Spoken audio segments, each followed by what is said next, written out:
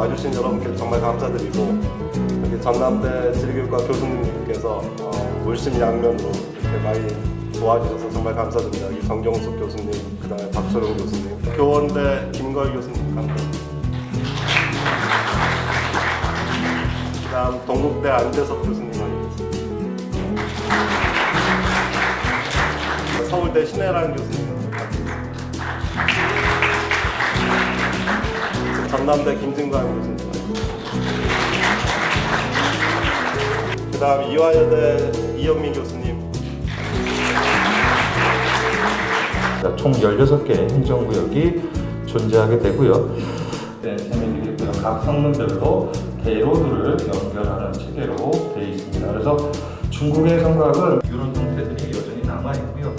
또 경제 시장 경제 체제를 도입하게 되면서 더미터리 하우징이라고 하는 우리를 따지면 친상도시.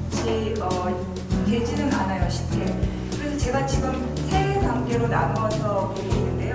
첫 번째는 광주 비엔날레를 중심으로 하는 1단계고요. 저기는 이제 장소 마케팅이라고. 이게 그 당시 굉장히 또 논란이 됩니다. 왜냐하면 광주 5.18을 그 당시만 해도 굉장히 조금은 탄압을 받으면서 기억하자고 말을 하고 싶은 분들에게 분노를 산 거죠.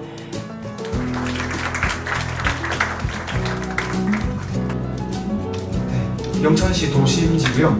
그 옆에 오른쪽 동쪽으로 북동쪽에 위치한 동부동이라는 지역이 있는 곳이 지금 언급할 지역 중 하나, 그 다음 서쪽에 있는 금호 원젤이라는 지역, 두 곳이 외국인 밀집 지역으로 이쪽 지역을 더 중계를 통해서 특정한 투합.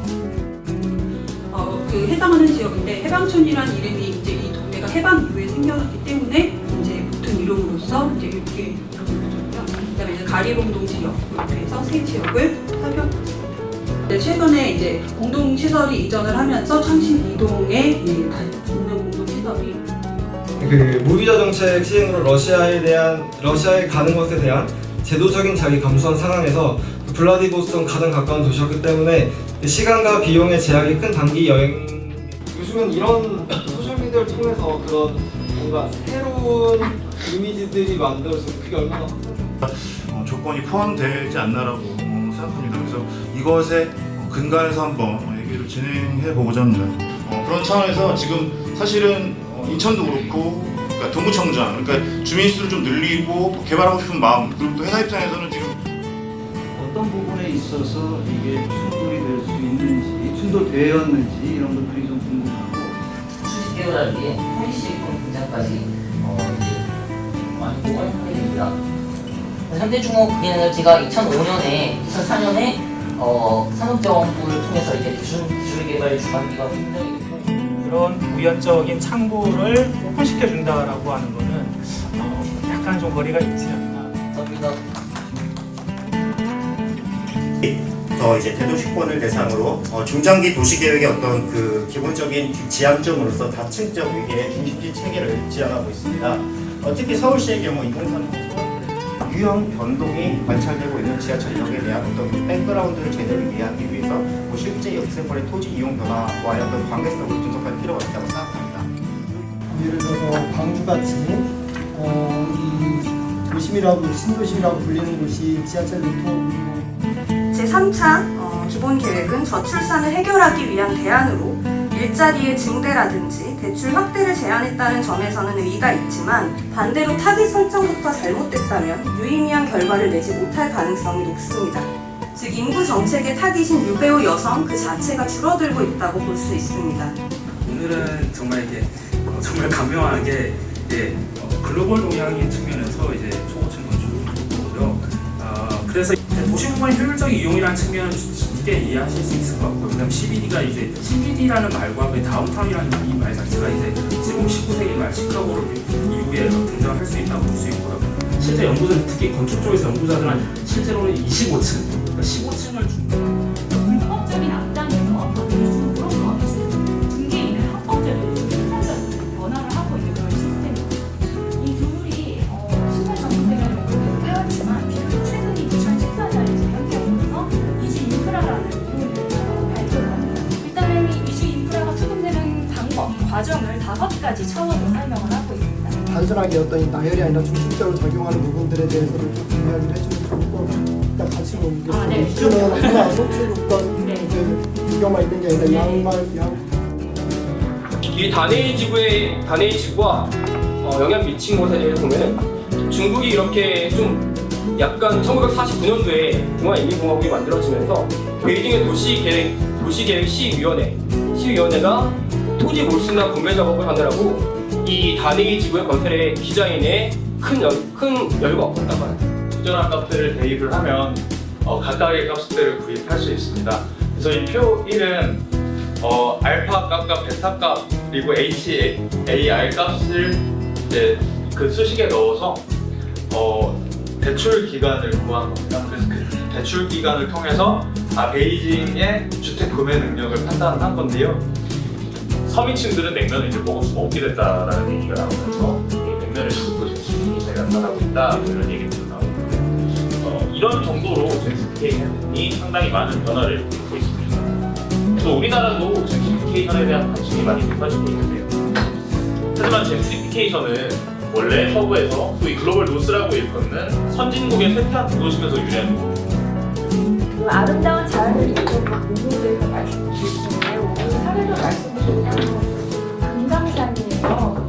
금강산의 행정구역을 보시면 이제 강원도, 금강군, 고성군, 춘천시, 금강군이라는 북한에서 행정구역을 만든 중입니다. 3개 군에 걸쳐가지고 강원도 인목지역에 위치하고 있습니다. 청년들이 거주지를 선택하고 정착하면 또 다시 이동을 하는 일련의 이주 과정에서 관계 맺고 있는 다양한 행위사들을 또 다루고 첫 번째는 갈등과 협상을 알아보고자 했고요. 두 번째로 이를 통해서 청년들의 집에 관한 주장과 현실을 드러내고 1인 가구가 내포하는 물리적 정서적 제약에 어떻게 대처를 하는지 그 다양한 전략과 하면서 한국계 중국인과 선주민 간의 의견 차이를 보이고 있습니다.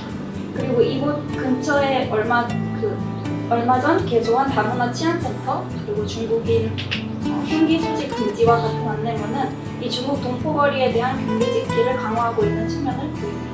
다음으로 다문화 푸드랜드입니다.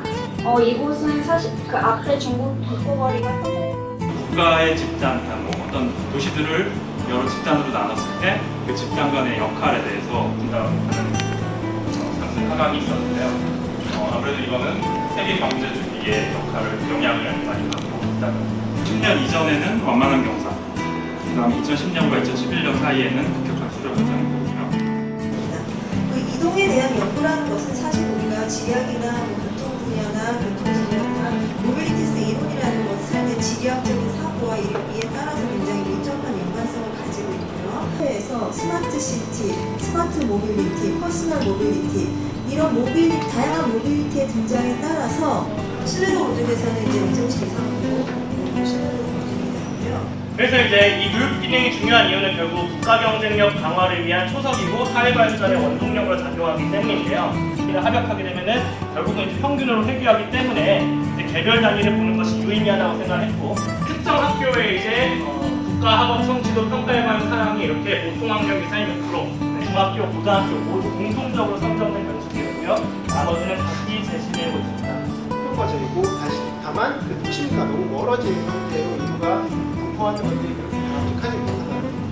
그래서 학자들이 고민한 결과 규모의 경제를 도전하는 그것도 중요하지만 그 도시 내부에서 구조를 어떤 식으로 다시 재조합하느냐가 굉장히 자상행하는 모습들이 보게 됩니다. 하지만 반드시 어떤 차원이 결정론적으로 그쪽 방향으로 갈 것이다라는 걸 그 이론적 백그라운드라고 한다면 기본적으로 모노센츄리에서 폴리센츄리에게 훨씬 더 이제 아상블라주 개념에 대해서 많은 그 연구자들이 주목을 하고 또 아상블라주 개념을 적용해서 연구를 하기 시작하는데 그러한 변화를 지리학적인 맥락에서 얽혀있고 다중선형적인 앙상블이라고 이제 정의를 했었는데 그래서 우리가 아상블라주라는 개념을 우리가 어떻게 해석할 수 있는가 그걸 이제 살펴볼 건데요. 일단은 매우 친한 전후다 두 개념이 그런데 이제 아상블라주 같은 경우에는 조금 더 철학적인 측면이 강하고 그런 이론인데 그중에 여기에서 주로 핵심적인 개념으로 제시하고 있는 것이 다층적인 관점입니다.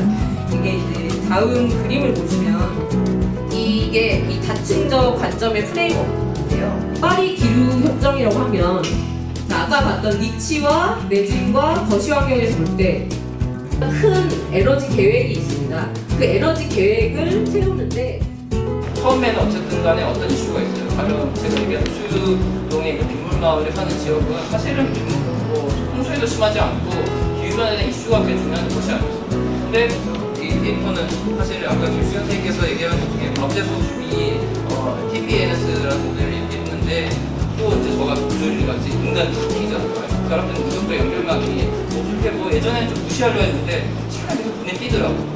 유연한 기능으로 기지초원에 대한 연구를 진행을 하면서 저는 이 지역의 그 미군기지를 중심으로 살았던 다양한 사람들이 있었다라는 걸 알게 되었습니다. 그리고 미군기지의 건설이라는 것이 이제 국가적으로는 않고 그리고 뭐 국제관계적으로는 뭐 냉전의 문제일 수는 있지만 위안부 자치회가 위안부에 대한 통제를 단독으로 진행했던 건 아닌데요. 그 용주골에 존재했던 각종 조직들 중에 일부 중요한 것들의 관계를 나타낸 것입니다. 21세기는 문화의 시대로서 도시민들에게 여가 행위 및 여가 공간의 비중과 중요성이 증대하고 있습니다. 행위 주체, 이유, 특성에 대한 이론적 규명이 부재한 상황입니다. 떨어졌다 하는 그런 관계들을 임시로 계속 맺었다 떨어졌다는 그런 형태를 보이고 있는 것을 제가 발견했습니다. 도시 이론에서 아상블라주였던 가능성이라든가 에너지 전환에서 어떤 아상블라주의 적용 가능성, 또 인간을 넘어서 지리학을 핵미자 네트워크 이론으로서 또 사유할 수 있는 그런 연구의 가능성들. 아마 오늘 이 모임 자체가 아상블라주 같아요. 서로 다른 백그라운드를 가지고 서로 다른 그 이론적 선호, 서로 다른 그 관심의 주제, 그리고 내가 얼만큼 받아들였는지, 그리고 그 받아들이는 배경에는 무엇이 있는지, 이런 성찰성이라든지, 그리고 이 성찰성이 바탕이 되는 거는 내가 가지고 있는 위치성인데 그런 것들을 생각하면서 이해했으면 좋겠다 하는 생각이 듭니다.